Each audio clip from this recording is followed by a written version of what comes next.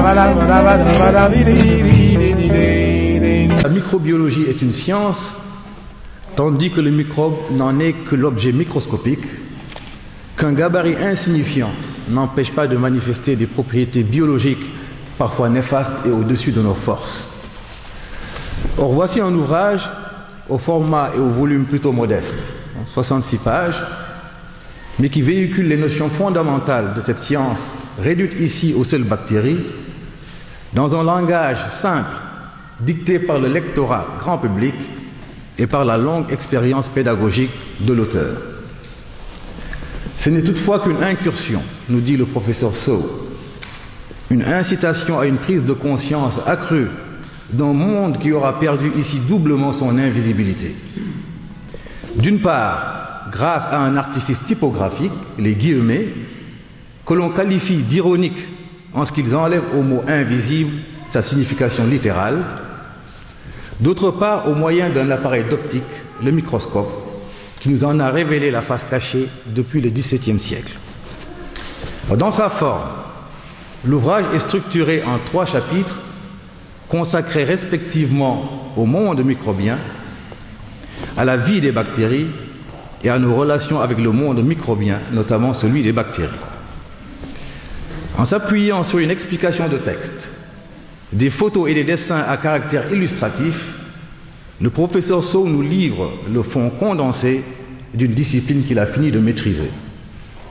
C'est ainsi qu'il aborde le monde microbien dans sa composition, bactéries, virus, parasites et champignons, dans les caractères différentiels qui opposent bactéries et virus, et enfin dans une écologie qui donne la mesure et justifie l'appellation de monde microbien, un monde remarquable par son ubiquité, par son habitat tellurique, aquatique, aérien, mais aussi animal et humain,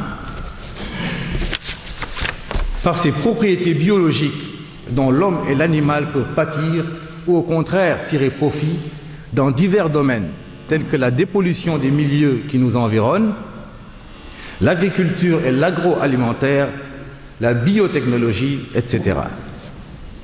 Alors, une fois ce monde microscopique défini et circonscrit, le professeur Sow se focalise sur une de ses composantes, les bactéries, dont il étale la vie sur la place publique.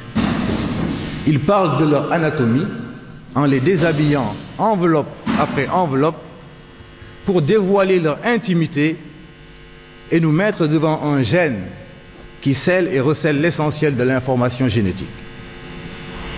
Les bactéries sont ensuite classées selon divers critères avant que leur croissance et leur rapport avec le milieu environnant ne soient exposés. Le dernier chapitre du livre traite de nos relations avec le monde microbien, des relations parfois heurtées, conflictuelles, voire franchement dommageables pour les protagonistes. Et ici, le langage de l'auteur change de registre. C'est celui d'un officier militaire. Il parle de combat, de complices, de moyens offensifs des bactéries, de moyens défensifs de l'homme et des bactéries.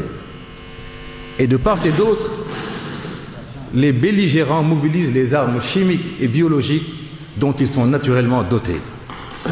Protéines de surface, enzymes, toxines d'un côté, cellules phagocytaires, compléments, anticorps du côté adverse.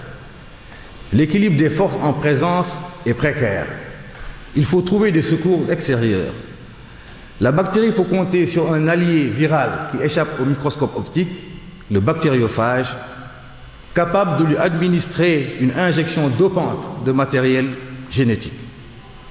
L'homme, quant à lui, puise dans son génie les ressources propres à préserver son intégrité. Antibiotiques, vaccins, sérums en sont les produits remarquables. Alors, à sa naissance, l'antibiothérapie a sans doute surpris les bactéries et révolutionné le traitement des maladies infectieuses. Son heure de gloire avait sonné. La réaction de l'ennemi n'a toutefois pas tardé, car les bactéries ont tôt fait de manifester de la résistance grâce à divers mécanismes que la nature a inscrits dans leur formidable répertoire. C'est là la preuve d'un génie microbien auquel doit faire face le génie humain.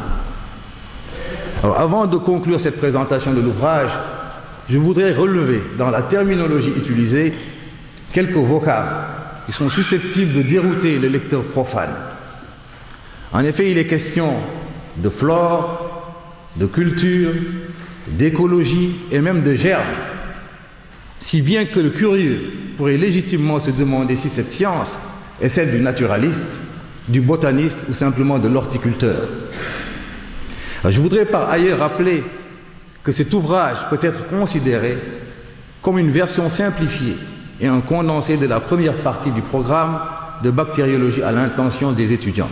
En tout cas, c'est ce que nous dit l'auteur dans son avant-propos. Mais n'y a-t-il pas là danger avec les étudiants, quoi? Le livre du maître, un condensé qui plus est, une aubaine pour les évaluations à venir. Mais le langage en est si simple qu'ils y flaireront un appât, donc un piège. Et je voudrais ici vous raconter une petite anecdote, puisqu'il y a quelques années, j'ai eu à faire passer l'examen de clinique à un étudiant de 7e année. Alors, il avait été recalé par 2 fois et se présentait pour la 3e fois. Alors c'est dire qu'il avait séjourné dans le service des maladies infectieuses au moins 4 mois de rattrapage. Et je m'étais dit, il n'est pas normal de coller cet étudiant. On ne peut pas faire de lui un spécialiste. Et je me suis dit, quoi qu'il fasse, je le laisse passer. Alors, quand il est entré dans la salle de conseil, j'ai essayé de le mettre en confiance. Je l'ai rassuré. Son patient souffrait d'une méningite à pneumocoque. Alors je lui ai dit, je ne suis pas là pour vous retenir, je vous pose une toute petite question, vous trouvez et puis on s'en va. Il était confiant. Alors je lui ai demandé, le pneumocoque, c'est un cocci ou un bacille? Et j'avais tellement insisté sur le coq du pneumocoque que dans la salle, il y a eu des murmures réprobateurs. Alors l'étudiant a fait, c'est un bacille à gram négatif. Alors là, évidemment, j'ai perdu connaissance moi-même. Alors je vais conclure, puisque à l'entame de mon propos, je constatais que personne n'aime à s'entendre traiter de microbes.